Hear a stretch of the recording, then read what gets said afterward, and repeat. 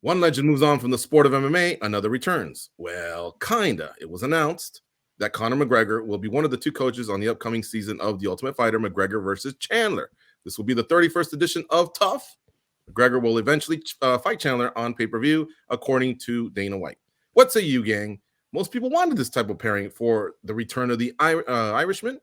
Will these two get you to tune in to TUF 31? Danny, it's on you. It's hard to complain, right? Like Michael Chandler versus Conor McGregor, that sounds amazing.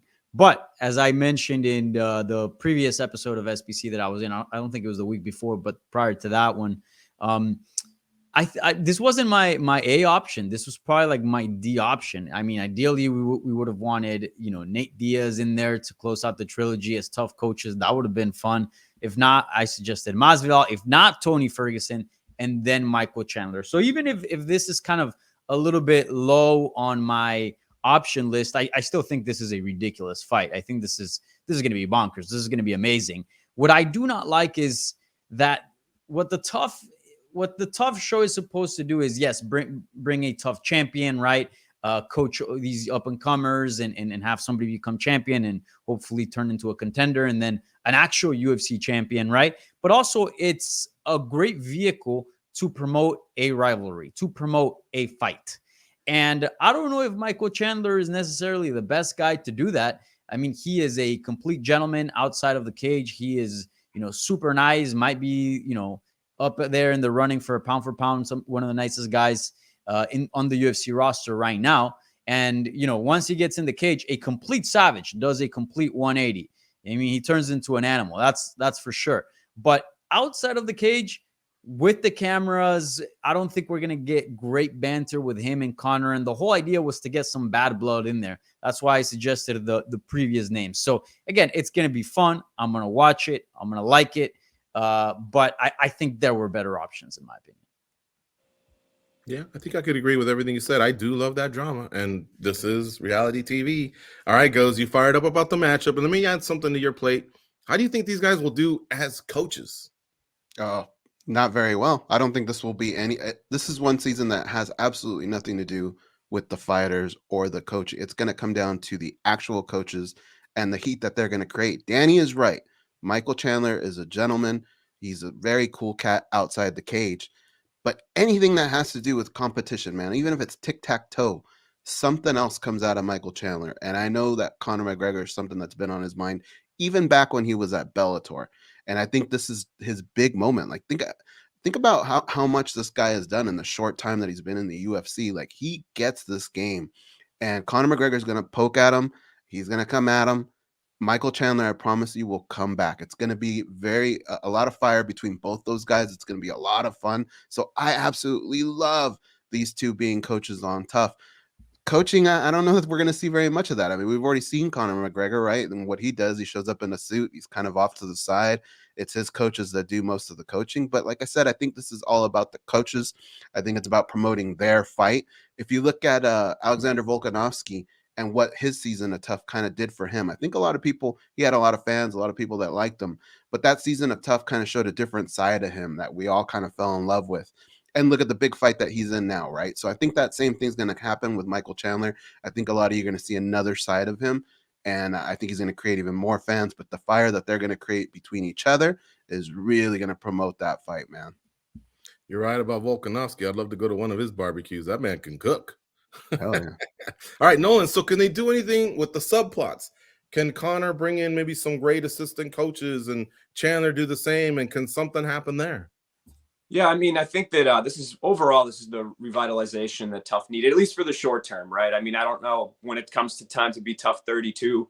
I don't know if the audience from this is necessarily going to carry over, but I think for now, it's got people invested. It's got people interested. People in our space who have been pretty openly critical about the Ultimate Fighter are now saying, yeah, I'm going to tune in to watch it because there's going to be that banter. It's going to be on ESPN. It's going to lead up to a big fight at the end of it. But I think the UFC, it seems to be really going all in from the things that I'm hearing with production. Obviously, I'm sure they had to pay a pretty penny to get Conor to sign up for this. And it sounds like, from what I'm hearing, I don't think this is out there yet, but men's lightweights and men's bantamweights, and that there's going to be some familiar faces from years past as well. So they're trying out different things. I think that it'll be interesting to see, like we said, McGregor's coaching style and kind of how he deals with some of these guys. I think also the thing that's really interesting to me is to see where his headspace is at after years away. I think we see him pop up a lot of times for the wrong reasons recently. We see maybe some interviews that he's done here and there while somebody catches him on the street or something.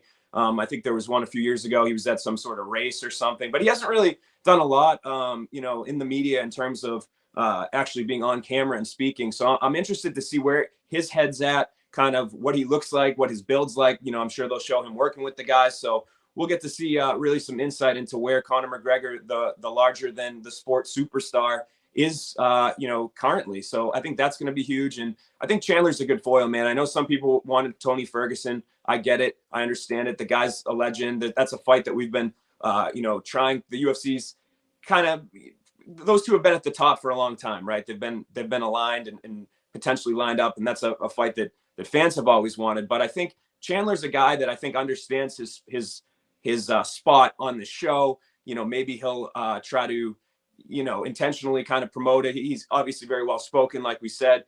Maybe even if there's not that heat, they can kind of take it to a level that there's some fun exchanges or there's some, stuff like that. So I'm excited for it, which is, like I said, kind of the bottom line, right? It's way more than we could have said in past seasons. And then obviously we get the fight TBD at the end of this. Let me get a comment here from the chat. I want to spray it to all you guys, but please be quick with your assessment or whatever.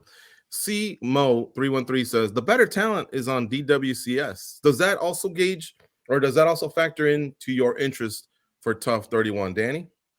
Yeah, for sure. If they get some recognizable names that we know have been doing well outside of the UFC and deserve some shine, and there's some serious talent, yeah, that of course spikes a lot of interest. So we'll see when the full lineup comes out on the participants. That I think that's a not a big key, but a piece of the puzzle here. Yeah, and goes Jamal Hill. That's what we were saying, right? Once he won, it's almost like the handoff was made from the Ultimate Fighter to Dana White Contender Series.